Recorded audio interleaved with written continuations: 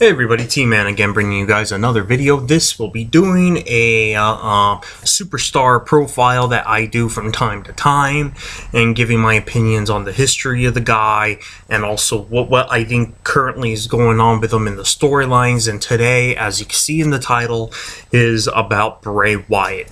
This is a video I've been wanting to do for some time now, and I've been suggested by a few people and also a friend of mine who watches the channel as well. I also, I've been wanting to do this for a long time. This is a guy who I believe right now is in a crossroads in his career. Bray Wyatt, he really is. And so I want to do this video on giving you my thoughts on where he's been in the past, where I think he's going, and how they're using him today and in current storylines. So let's start from the beginning. Those of you who did not know this, Bray Wyatt was originally in the very first season of, not really, but when NXT first came about, the debut, he was known as, if those of you who don't remember, known as Husky Harris, with a horrible gimmick. You talk about a guy who rose from the ashes of a bad gimmick. It's Bray Wyatt. Okay, those of you who also don't know, is he has a long, his family has long ties with professional wrestling. His dad, Mike Rotunda, the IRS.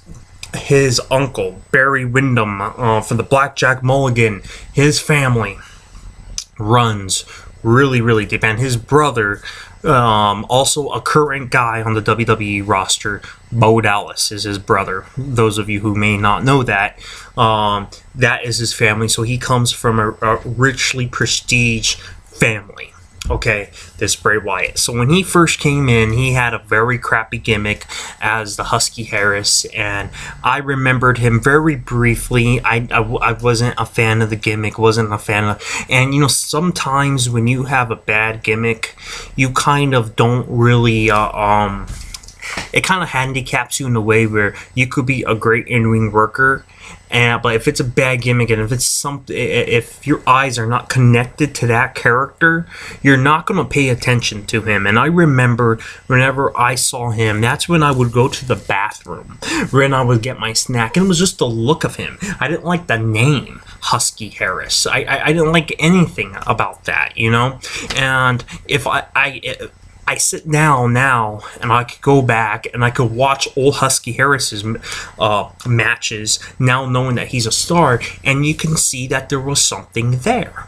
Now you can go back and do that. And now that I know what he became, I've gone back and say, has he always had that? Because I'll be honest with you, when Husky Harris was on, very briefly, that's when I would go to the bathroom, make myself a good sandwich and some chips and shit like that.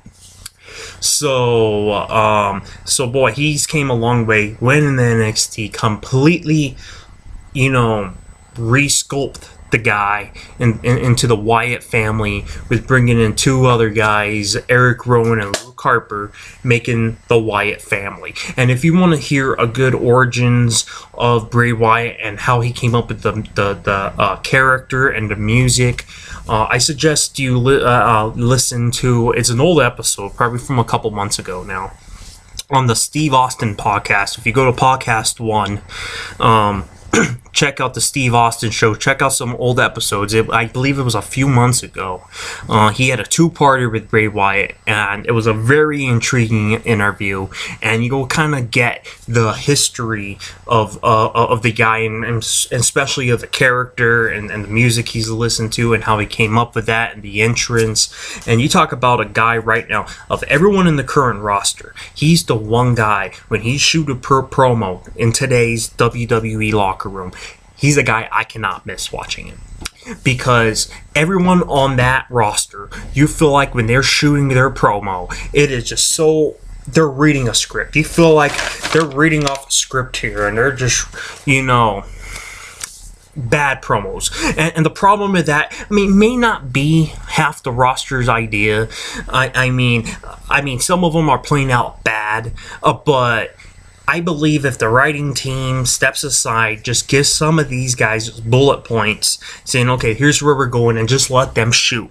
Because that's how they used to do it in the old days. They just, gave them the bullet points and go out. It's not word by word when you're reading the promo. And when Bray Wyatt is, I don't know if they're just giving him bullet points, or if he is reading that script.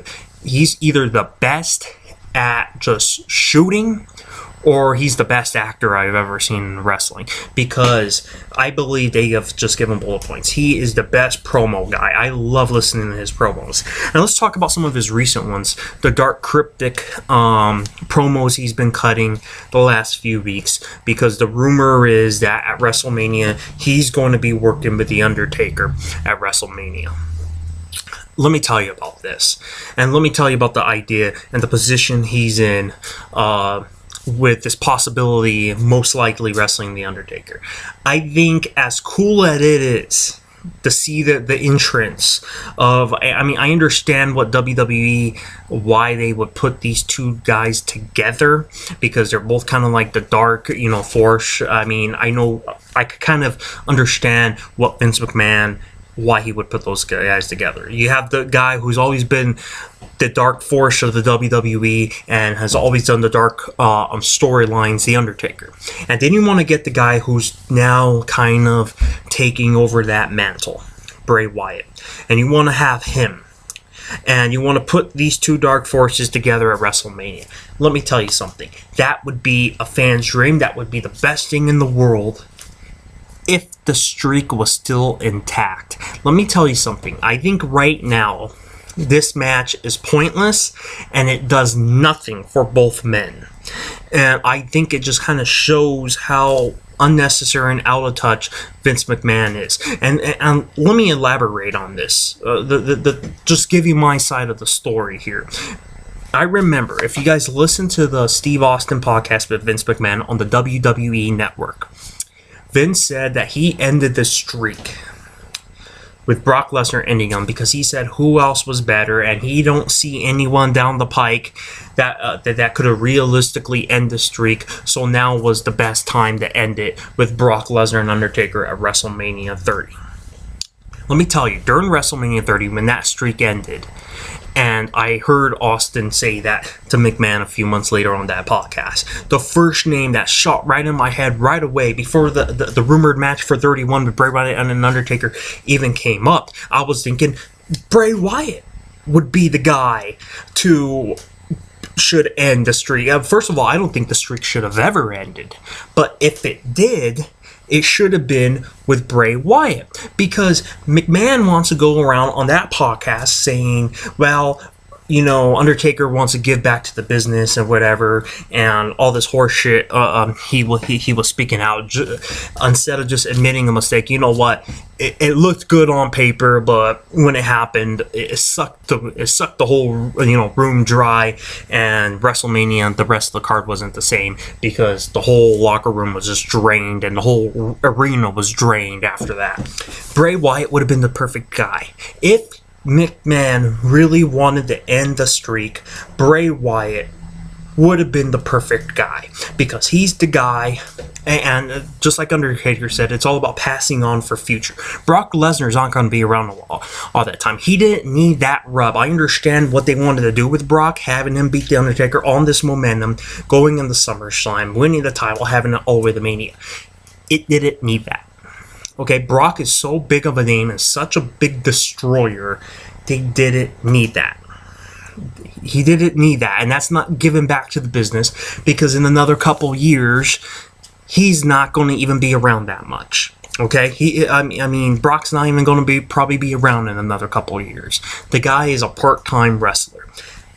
Bray Wyatt, if he really wanted to end the streak, would be the guy that he could have that label that he ended the Undertaker streak, and he is the new dark force in the WWE for many years to come, guys. For many years to come, he can have that moniker that he's the man that ended the Undertaker's WrestleMania streak. Because now that Undertaker's already lost, I feel like, what's the point?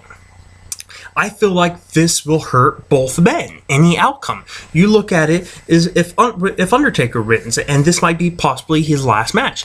I've been hearing reports that he looks so old, he is so out of shape, he's looking his age. He doesn't even look like a wrestler anymore. So if he beats Bray Wyatt, what does that do with Bray Wyatt? I mean, yeah, Bray Wyatt's a great talent. He'll probably bounce back or whatever. But now you having Bray Wyatt lose 2 WrestleManias in a row, and I would keep him strong because he is a guy who is a top name for you right now. Even though, yes, he'll bounce back and he's a great character, and I don't think he'll lose too much momentum, I don't want to see that happening. And then if you have Bray Wyatt win the match, now Undertaker just lost 2 matches in the row, and what was the point of having him go 20-something-0 to begin with? Because now it's like 20-something-2, and now a lot of wrestlers could, like your Triple H's or John Cena's, or whoever, can kind of shoot for that goal, because now that's not too far-fetched. It takes everything away from it. The only match that I want to see Undertaker in at this point would have been against Sting. But since Triple H, and I'm a Triple H fan, but since he needs to be on WrestleMania every single year, whether it makes sense or not, he's going to wrestle Sting and not The Undertaker. And whether or not they think on paper, well, we'll have Undertaker do his retirement match next year at WrestleMania 32 in Texas. Yeah, that might be the plan on paper, having Undertaker and Sting at WrestleMania 32 in Dallas, Texas, Undertaker's hometown, and that being his last match. Who knows what'll happen? I mean, he's looking so bad, and he took so much damage from that Brock Lesnar, and it took him almost the whole year from WrestleMania to WrestleMania to really fully recover from all those bumps.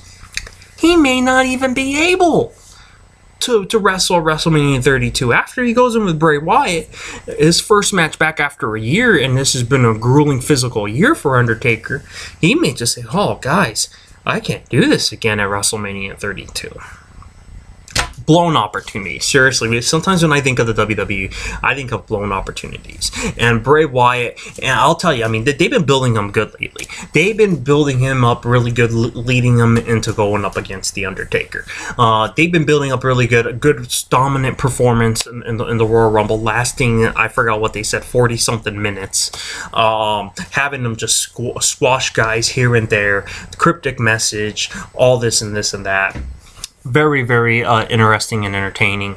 But I'll tell you, man, I like to see them go in a different route. And he's another guy which I like. Is he reminds me, not character-wise, kind of character-wise in bits and parts. He kind of reminds me of, and I'll give the example right now, of guys like Jake the Snake, Rowdy Piper, wrestlers like that, in the way where those guys didn't need title belts to put them over.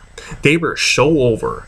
They didn't need titles. They didn't need belts, because some guys, they put belts on them to build that superstar. Bray Wyatt does not need a belt. He is over.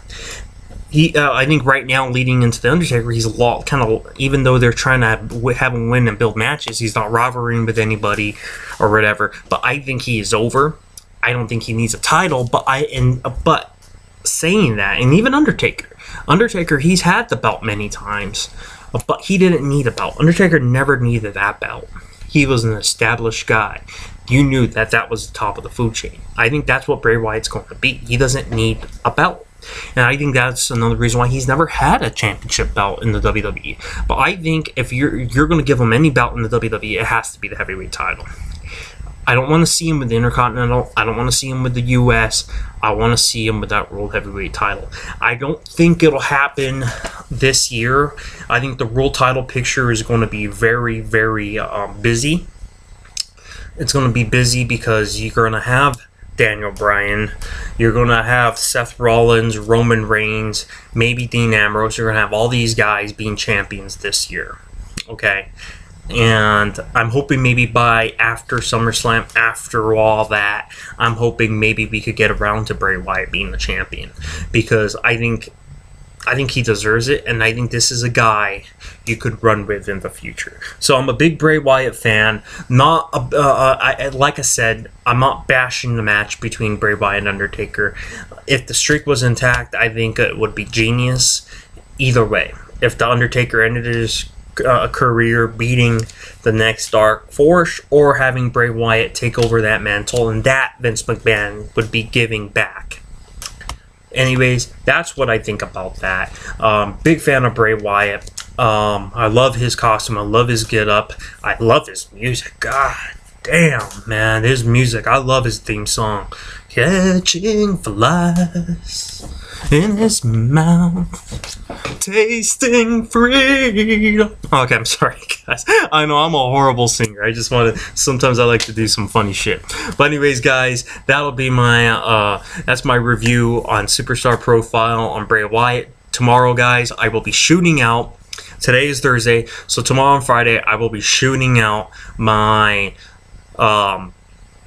Fastlane, I almost said SummerSlam, Fastlane preview review video, and also my SmackDown review video as well. So until the next video, I will see you then. Take care, guys.